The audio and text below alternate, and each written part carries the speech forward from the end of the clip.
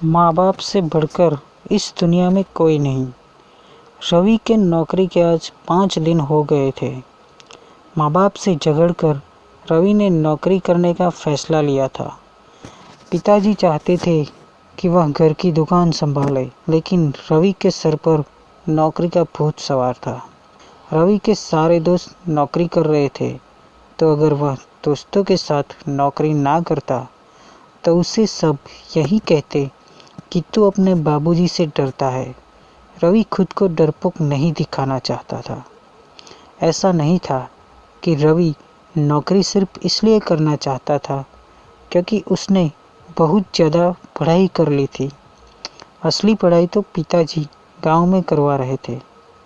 खूब बड़ी की दुकान, खूब पैसा, लेकिन संभालने वाले सिर्फ रवि के पिताजी और दादाजी।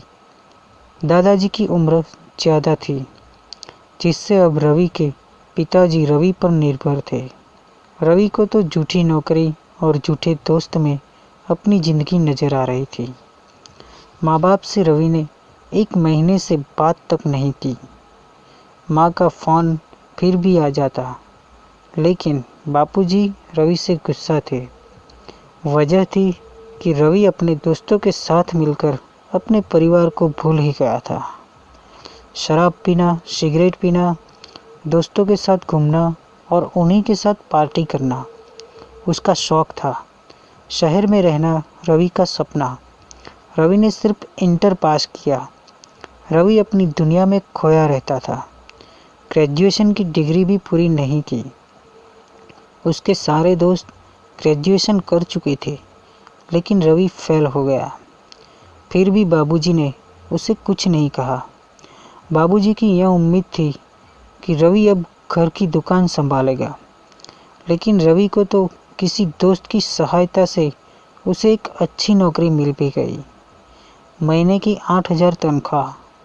खाना बनाना उसे आता नहीं था, इसलिए अक्सर बाहर ही खाना खाता था या फिर किसी दोस्त के घर चला जाता। रवि अपनी सारी तनख्वाह दोस्तों पर लुटा देता था। उसके दोस्त ही उसकी ज़िंदगी थे। शराब और सिगरेट में दिन गुजर जाते थे। यह सब कुछ चलता रहा। रवि ने जैसे तैसे 6-7 महीने यूं ही काट लिए। देश में कोरोना संक्रमण तेज़ी से फैल रहा था। रवि की मां ने फ़ोन किया कि वो घर लौट आए, लेकिन रवि ने मना कर दिया। रवि को लगा कि वो दोस्तों के साथ है और सुरक्षित है।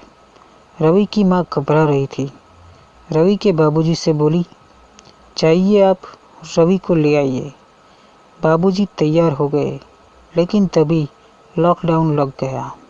रवि ने सामने रह रहे दोस्त से मदद भी ली। दोनों साथ में रहने लगे। थोड़ा बहुत राशन खरीद कर दोनों काम चला रहे थे। रवि जैसे तैसे दिन काट रहा था, लेकिन अब राशन खत्म होने लगा था। रवि ने कई दुकानों में राशन पूछा, सब बंद था। जिस दोस्त के साथ रह रहा था वो अपने मामा के यहाँ चला गया। रवि अपने दोस्त के साथ उसके मामा के यहाँ 2 दिन तक रुका, लेकिन फिर तीसरे दिन वापस आना का सोचने लगा। लॉकडाउन में दोस्त के मामा मामी रवि को देखकर मुंह बना रहे थे। रवि वापस आ गया। उसके कई दोस्त उस शहर में थे। उसने सोचा किसी न किसी के यहाँ तो जगह मिल ही जाएगी। दूसरे दिन सुबह रवि अपने दोस्त के पास गया। उसके रूम पर ताला लगा था। फ़ोन किया तो वो घर जा चुका था। रवि लौटकर रूम पे आया, तभी सामने रहने वाली आंटी दिख गई। रवि ने उनसे अपनी मुसीबत बताई। आंटी ने डेली खाना देने का वादा किया। 70 रुपये की थाली। सुबह शाम किसी तरह 1 महीना बीत गया। अब सैलरी भी आधी आने लगी। रवि परेशान था। माँ बाबूजी से भी लड़ाई कर ली रवि ने।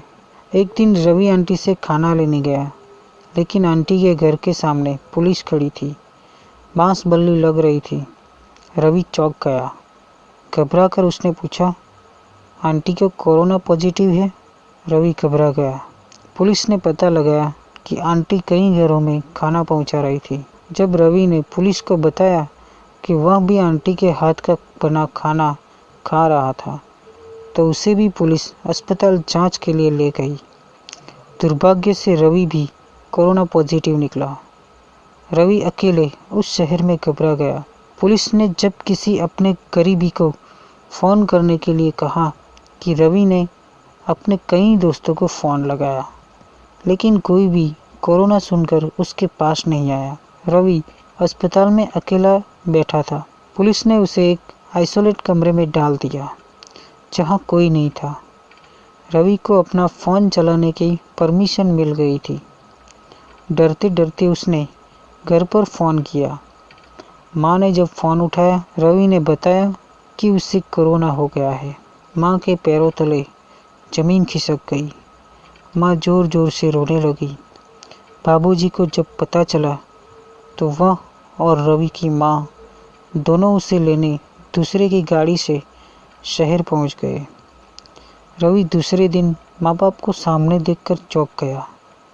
उसने कहा, माँ मुझे यकीन नहीं हो रहा। कोरोना पॉजिटिव सुनने के बाद सारे दोस्तों ने साथ छोड़ दिया, लेकिन आप लोग इस बीमारी के बारे में सुनने के बाद भी मेरे सामने खड़े हैं।